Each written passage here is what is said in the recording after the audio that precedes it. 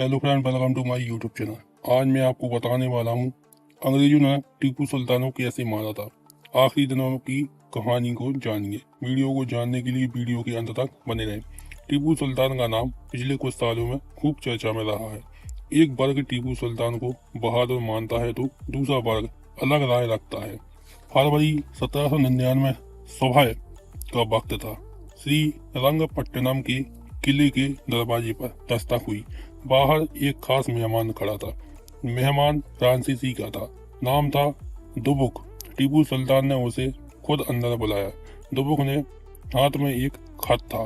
यह खत Napoleon Bonaparte का था और फ्रांस से आया था। उस वक्त नेपोलियन मिस्र में था और वहीं से उसने टीपू के नाम का यह पैगाम भेजा था। संदेश में लिखा था कि वह जल्द ही एक बड़ी सेना के साथ अंग्रेजों पर हमला करने वाला है और चाहता है कि टीपू भी उसका साथ दे। टीपू सुल्तान ने खत पढ़ा। उनके चेहरे पर एक उम्मीद की चमक दिखाई दी। फ्रांसीसियों ने उन्हें बड़ी उम्मीदें दी। सालों से वह उनके साथ मिलकर अंग्रेजों को हिंदुस्तान से निकालने का सपना देख रहे थे, लेकिन टीपू सुल्तान को यह नहीं पता था कि यह खत उन तक पहुंचने से पहले ही अंग्रेजों के हाथ लग चुका था और यही खत उनके ताबूत में आखिरी कील साबित होने वाला था। लॉर्ड वेलेजली, जो उस वक्त भारत का गवर्नर जनरल था, पहले से ही टीपू सुल्तान को खत्म करने का मन बना चुका था। नेपोलियन का यह खत उसे टीपू पर हमला करने का एक और बहाना दे गया था। टीपू सुल्तान हिंदुस्तान के इतिहास का एक ऐसा नाम है जिन्हें कोई शेर ए मैसूर कहता तो कोई एक मजहबी जुनूनी, कोई उन्हें अंग्रेजों के खिलाफ पहला स्वतंत्र सेनानी मानता है तो कोई एक जालिम बादशाह। लेकिन एक बात सब मानते हैं कि टीपू सुल्तान एक बहादुर योद्धा थे जिन्होंने अपनी आखिरी सांस तक अंग्रेजों का मुकाबला किया। टीपू सुल्तान का जन्म 1750 ईस्वी में हुआ था। आज के कर्नाटक के देवनहल्ली में हुआ था। उनके पिता हैदर अली साहब मैसूर की फौज में अपनी सेवाएं दे रहे थे और अपनी हिम्मत और असाधारण काबिलियत के दम पर वह मैसूर के हुक्मरान बने। वह दौर ही ऐसा था। मुगल सल्तनत कमजोर पड़ चुका था और पूरे हिंदुस्तान में छोटी छोटी रियासतें अपनी ताकत बढ़ाने में लगी थी। मैसूर भी उन्हीं में से एक था। दक्षिण भारत में बसा ये राज्य अपनी दौलत और मसालों के लिए मशहूर था। हैदर अली साहब ने मैसूर को एक ताकतवर फौजी रियासत में बदल दिया। उन्होंने अपनी फौज को यूरोपियन तरीके से ट्रेनिंग दी और तोपखाने को मजबूत किया। अंग्रेज उस वक्त हिंदुस्तान में अपने पैर जमा रहे थे। बंगाल पर उनका कब्जा हो चुका था और अब उनकी नजर दक्षिण भारत पर थी। मैसूर की बढ़ती ताकत उन्हें खटक रही थी। इन सब का नतीजा क्या हुआ? अंग्रेजों और हैदर अली साहब के बीच जंग छिड़ गई। पहली जंग 1767 से 1769 तक चली। हैदर अली साहब ने अंग्रेजों को कड़ी शिकस्त दी और उन्हें मद्रास तक खदेड़ दिया। मजबूर होकर अंग्रेजों को हैदर अली साहब की शर्तों पर सुलह करनी पड़ी। यह अंग्रेजों के लिए बड़ी बेइज्जती थी। कुछ साल शांति रही, लेकिन फिर 1780 में दूसरा एंग्लो मैसूर युद्ध शुरू हुआ। इस बार हैदर अली साहब अकेले नहीं थे। उनके साथ मराठा और हैदराबाद के निजाम भी थे। टीपू सुल्तान भी इस जंग में अपने पिता के साथ कंधे से कंधा मिलाकर लड़े। उन्होंने कई मौके पर अपनी बहादुरी और सूझबूझ का सबूत दिया। लेकिन 1782 में जब जंग अभी चल रही थी, हैदर अली साहब का इंतकाल हो गया। अब मैसूर की सारी जिम्मेदारी 32 साल के टीपू सुल्तान के कंधों पर आ गई। केट विटलबैंक अपनी किताब the tiger the life of Tipu Sultan में लिखती है कि हैदर अली साहब के इंतकाल के बाद भी टीपू सुल्तान ने हिम्मत नहीं हारी और जंग जारी रखी। उन्होंने अंग्रेजों को दांत खट्टे कर दिए। आखिरकार 1784 में मैंगलोर की संधि हुई और दूसरा एंग्लो मैसूर युद्ध खत्म हुआ। इस संधि में टीपू सुल्तान की शर्तें मानी गई। यह टीपू सुल्तान की बड़ी जीत थी, लेकिन अंग्रेज भी कहाँ चुप बैठने वाले थे। वह टीपू सुल्तान को अपना सबसे बड़ा दुश्मन मानते थे। टीपू सुल्तान भी ये बात अच्छी तरह से जानते थे कि उन्होंने अपनी ताकत बढ़ानी शुरू कर दी। अपनी फौज को और मजबूत किया, नए हथियार बनाए, नौसेना बनाने की कोशिश की और सबसे बढ़कर फ्रांस के साथ अपनी दोस्ती गहरी की। फ्रांस उस वक्त इंग्लैंड का दुश्मन था, नंबर 1 एक था। टीपू सुल्तान को उम्मीद थी कि फ्रांसीसी उनकी मदद करेंगे। उधर अंग्रेज भी खाली नहीं बैठे थे, वे टीपू सुल्तान के खिलाफ एक बड़ा जाल बुन रहे थे। उन्होंने टीपू के पुराने दुश्मन मराठों और हैदराबाद के निजाम को अपने साथ मिला लिया। विक्रम संपत अपनी किताब Tipu the Sultan the saga of Mysore interregnum में बताते हैं कि लॉर्ड वेलेजली जो 1798 में गवर्नर जनरल बनकर भारत आया, उसका एक ही मकसद था, टीपू सुल्तान का खात्मा।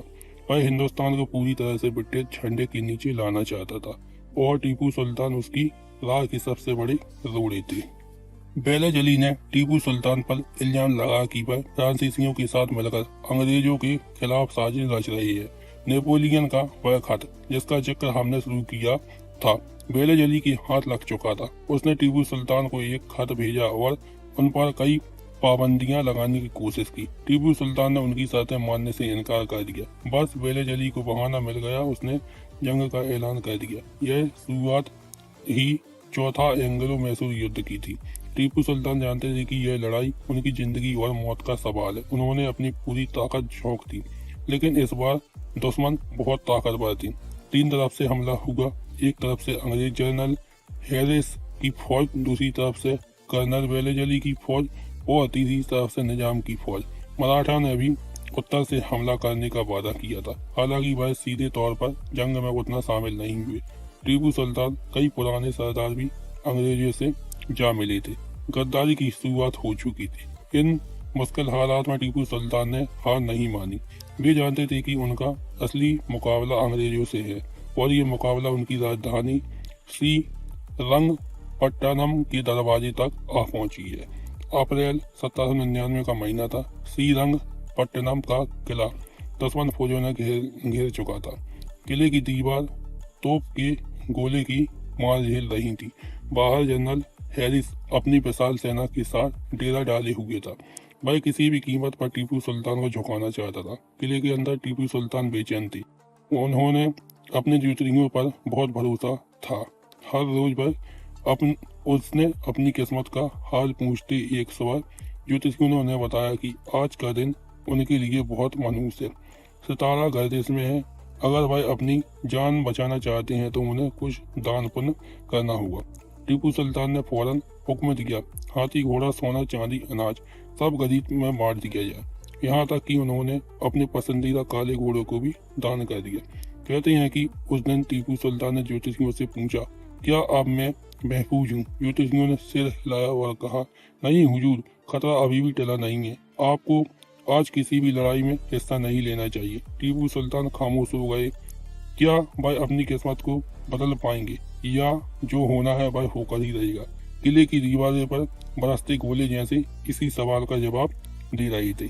श्रीरंगपट्टनम कावेरी नदी के बीच बसा एक द्वीप, एक किला और टीपू सुल्तान की सल्तनत की राजधानी। यह कोई मामूली किला नहीं था। दोहरी दीवारें, गहरी खाइयों और मजबूत बुर्रे वाला एक अखेम दुर्ग। कम से कम टीपू सुल्तान तो यही समझते थे। लेकिन अप्रैल 1799 में आते आते हालात बदल चुके थे। 3 तरफ से दुश्मन की फौज ने किले को घेरे हुए थी। करीब 50,000 सैनिक, जिसमें अंग्रेज, निजाम और मराठों के सिपाही शामिल थे, किले पर ढाबा बोलने को तैयार बैठे थे। उनके पास उस वक्त की सबसे आधुनिक तोपें थी, जो लगातार किले की दीवारों पर गोले बरसा रही थी। किले के अंदर करीब 30,000 सैनिक थे, टीपू सुल्तान के वफादार सिपाही जो अपने सुल्तान के लिए जान देने को तैयार थे। लेकिन उनके हौसले पस्त होने लगे। रसद कम होती जा रही थी। दुश्मन की घेराबंदी इतनी कड़ी थी कि बाहर से कोई मदद अंदर नहीं पहुंच पा रही थी। फ्रांसीसियों ने से मदद की जो उम्मीद थी टीपू सुल्तान ने लगा रखी थी, वह भी टूटती हुई थी। नेपोलियन मिस्र में फंसा हुआ था और उसके लिए हिंदुस्तान तक पहुंचना नामुमकिन था। विक्रम संपत अपनी किताब में इस घेराबंदी का बड़ा मर्चित चित्रण करते हैं। वह लिखते हैं कि किले के अंदर टीपू सुल्तान अकेले पड़ते जा रहे थे। उनके कई पुराने और भरोसेमंद सरदार या तो मारे जा चुके थे या फिर अंग्रेजों से जा मिले थे। मीर सादिक टीपू सुल्तान के दीवान और पूरनैया उनके एक और अहम मंत्री इन दोनों पर गद्दारी का इल्जाम लगाते रहे। कहा जाता है कि इन लोगों ने अंदर की खबरें अंग्रेजों तक पहुंचाई और किले की कमजोरियों का पता बताया। केट बिटलबैंक भी अपनी बैंक किताब में इस बात का जिक्र करती है कि टीपू सुल्तान को अपने ही लोगों ने धोखा दिया था। अंग्रेजों ने सबसे पहले किले के पश्चिमी हिस्से पर हमला करने का फैसला किया। यह हिस्सा थोड़ा कमजोर था। कई दिनों की लगातार गोलाबारी के बाद किले की दीवार में एक बड़ी दरार आ गई थी। वह इतनी चौड़ी थी कि सैनिक आसानी से अंदर घुस सकते थे। जनरल हैरिस ने अपने सैनिकों को हमले के लिए तैयार रहने का हुक्म दिया। टीपू सुल्तान को जब दीवार टूटने की खबर मिली तो वह खुद उस जगह पहुंचे। उन्होंने अपनी आंखों से उस दरार को देखा। कहते हैं कि उस वक्त उनके चेहरे पर परेशानी थी, लकीर साफ दिखाई दे रही थी। उन्होंने फौरन दीवार की मरम्मत का हुक्म दिया, लेकिन अब बहुत देर हो चुकी थी। दुश्मन दरवाजे पर खड़ा था। टीपू सुल्तान को अपने ज्योतिषियों की बात याद आई। आज का दिन उनके लिए अच्छा नहीं है, लेकिन वह एक महान योद्धा थे। पीठ दिखाकर भागने की उनकी फितरत में नहीं था। उन्होंने अपने खास सिपहलकारों की एक मीटिंग बुलाई। आगे की रणनीति पर चर्चा हुई। कुछ ने सलाह दी कि अंग्रेजों से सलाह कर ली जाए, लेकिन टीपू सुल्तान इसके लिए तैयार नहीं थे। उन्होंने कहा, शेर की एक दिन की जिंदगी गीदड़ की 100 साल की जिंदगी से बेहतर है। उन्होंने अपने सैनिकों को आखिरी लड़ाई के लिए तैयार रहने को कहा।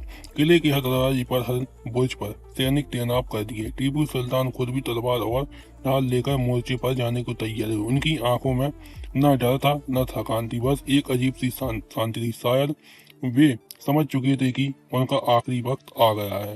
श्रीरंगपट्टनम की घेराबंदी अपने आखिरी और सबसे खूनी मरहले में दाखिल हो चुकी थी। मौत किले के दरवाजे पर दस्तक दे रही थी।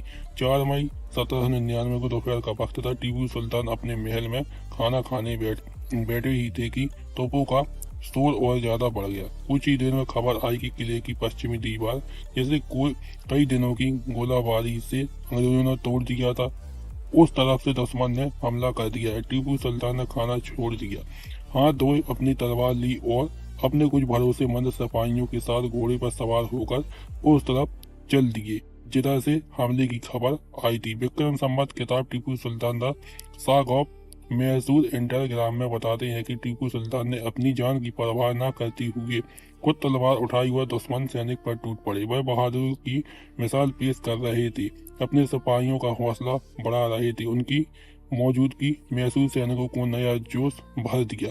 वह टीपू बादशाह की जय के नारे लगाते हुए अंग्रेजों से लड़े। मौके पर मौजूद लोगों ने बाद में बताया कि टीपू सुल्तान उस दिन एक आम सिपाही की तरह लड़ रहे थे। उनके सिर पर पगड़ी थी और कमर में जड़ाऊ तलवार।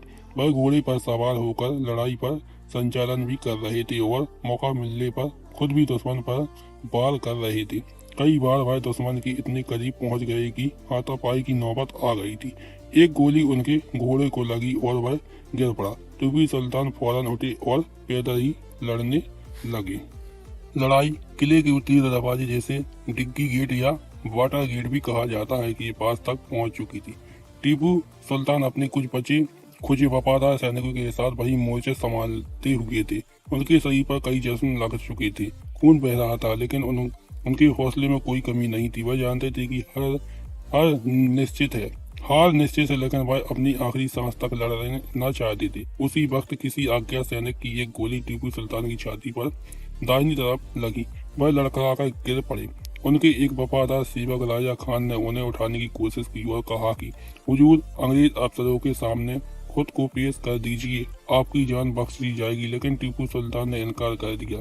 उनके आखिरी शब्द थे, चुप रहो बेवकूफ, शेर की तरह जीना भेड़ की तरह मरने से बेहतर है। कुछ ही पलों में अंग्रेज सैनिक वहां पहुंच गए। एक सैनिक ने टीपू सुल्तान की कीमती जड़ाऊ पेटी छीनने की कोशिश की। जख्मी हालात में टीपू सुल्तान ने अपनी तलवार से उस पर वार किया। जवाब में उस सैनिक ने अपनी बंदूक से टीपू सुल्तान के सिर पर कनपटी के ठीक ऊपर एक गोली मार दी। श्रीरंगपट्टनम के किले पर अब अंग्रेज का कब्जा हो चुका था। हर तरफ धुआं, लाशें और खामोशी फैली हुई थी। जनरल बेड अपने अफसरों के साथ टीपू सुल्तान के महल पहुंच चुके थे। उन्हें उम्मीद थी कि टीपू सुल्तान वहीं मिलेंगे, लेकिन महल खाली था। बियर्ड ने टीपू सुल्तान के बेटे से पूछा, तुम्हारे वालिद कहाँ हैं? शहजादी ने सहमे हुए जवाब दिया कि वे लड़ाई के मैदान में हैं। ब्लेड ने यकीन नहीं हुआ। उसने हुक्म दिया कि पूरे किले में टीपू को ढूंढो, जिंदा या मुर्दा। मसालों की रोशनी में सैनिक किले के चप्पे चप्पे को छानने लगे। आखिरकार रात के अंधेरे में उत्तर दरवाजा के पास लाशें के ढेर में किसी ने टीपू सुल्तान को पहचान लिया। उनके जिस्म पर जख्मों के निशान थे, कपड़े खून से सने हुए थे, लेकिन उनके चेहरे पर अब भी वही शाही रूप था। जनरल ब्लेड खुद वहां पहुंचे। उसने टीपू सुल्तान के शव को गौर से देखा। फिर उसने हुक्म दिया कि सबको पूरे सम्मान के साथ महल में ले जाया जाए। इस प्रकार टीपू सुल्तान की मृत्यु हो गई। अगर आपको मेरा वीडियो अच्छा लगा हो तो वीडियो को लाइक कीजिए, चैनल को सब्सक्राइब कीजिए और वीडियो को ज्यादा से ज्यादा शेयर कीजिए। Subscribe now and press the bell icon. Never miss an update.